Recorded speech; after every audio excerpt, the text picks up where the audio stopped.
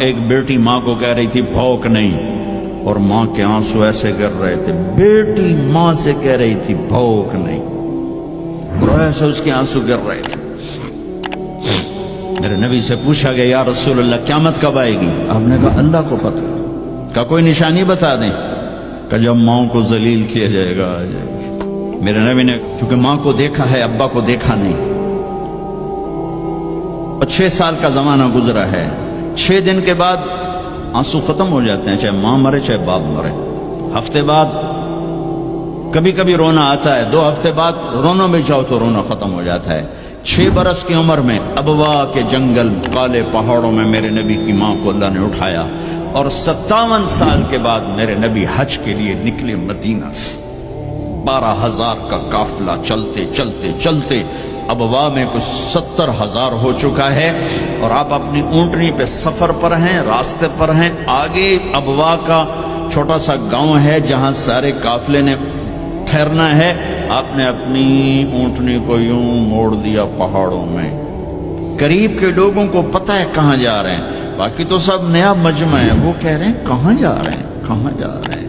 آپ اپنی اونٹنی کو اندر چلتے چلتے چلتے چلتے چلتے چلتے ایک جگہ اونٹنی کو بٹھایا. ایک پہاڑ ہے 70-80 فٹ اونچا، اس پہاڑ پر چڑھے. وہاں ایسے ہی چوکور سا میدان ہے، باقی سارے پہاڑ یوں ہیں. سن 2000 میں بھی اماں آمنہ کی قبر کی زیارت پہ گیا تھا. جو میں وہاں میں تمہیں کیا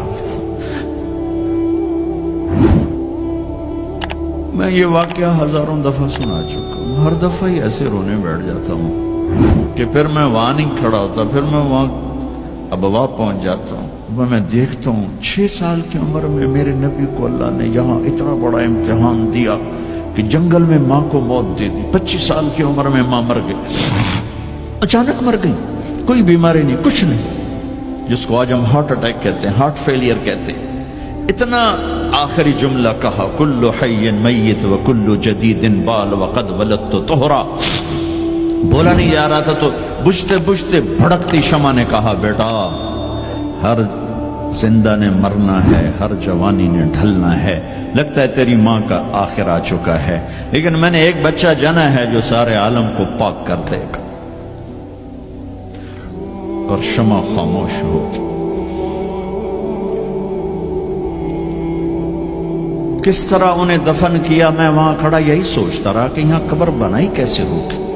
تو پتھر ہیں، کوئی لوگ گزرے ہوں گے یا پتھر جوڑ کے.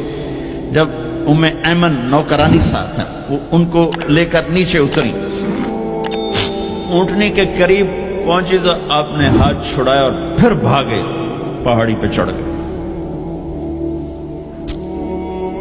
ایمن پیچھے گئیں تو وہ منظر تھا کہ شاید اس وقت عرش بھی رو رہا ہوگا کہ اللہ کے نبی نے ماں کی قبر کو چمٹایا ہوتا سینے کے ساتھ. قبر پہ ایسے گرے پڑے تھے. اور جب ایمن قریب آئیں تو وہ نوحہ کہہ رہے تھے کہ پتھر بھی پگھل رہے تھے کہ ماں جی آپ کو تو پتا تھا آپ کے سوا میرا کوئی نہ تھا، آپ مجھے چھوڑ کے کیوں چلی گئی، آپ مجھے چھوڑ کے کہاں چلی گئی. ایمن نے اٹھانا چاہا، انکار کر دے گا، میں نہیں جاتا، میں نہیں ماں کو چھوڑ کے جاتا. کھینچ کے لے گئی، گھسٹتا ہوا بچہ پہاڑ سے اتارا. 2 دن روتے روتے مکے کا سفر ہے، پھر کھانا بھی بند ہو گیا، پینا بھی بند ہو گیا، سوائے زمزم کے چند گھونٹ پانی کے. سارا دن نہ کھاتے تھے نہ پیتے تھے، اکیلے بیٹھے رہتے، نہ ماں نہ باپ نہ بھائی نہ بہن. اللہ 57 سال کے بعد ماں کی قبر پر پہنچے اور قبر کے سرہانے آ کر بیٹھے، گوڈے اوپر اٹھائے اور ہاتھ یہاں رکھے اور سر گوڈوں میں دے دیا، جیسے چھوٹے بچے رونے کی پوزیشن بناتے ہیں. یہ چھوٹی جگہ میں دکھا نہیں سکتا. اور پھر جو رونا شروع کیا، اتنا روئے کہ ساری داڑھی سارا سینہ آنسوں سے بھر گیا. جیسے کوئی معصوم بچہ، جیسے 6 سال کا محمد رو رہا صلی اللہ علیہ وسلم، اتنا روئے کہ وجود ہل گیا، اور پھر فرمایا کہ میں آگے نہیں جاؤں گا، میں رات یہیں رہوں گا۔ تم کیا جانو رشتے کیا ہوتے ہیں، تمہیں صرف پاؤنڈ گننے آتے ہیں۔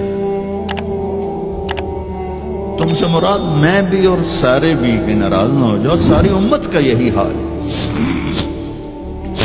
رات وہاں گزاری، ہائے کیا کہہ رہے ہیں، کاش میری ماں کبھی ہوتی، میں ایسی خدمت کرتا کہ بریڈ فورڈ والے بھی یاد کرتے ہیں، میں ایسی خدمت کرتا کہ میں عشاء کی نماز کے مصلی پر کھڑا ہوتا اور سورۃ فاتحہ پڑھ رہا ہوتا، اور پھر ادھر سے میری ماں کہتی محمد، تو میں نماز توڑ کے کہتا لبیک اماں جی،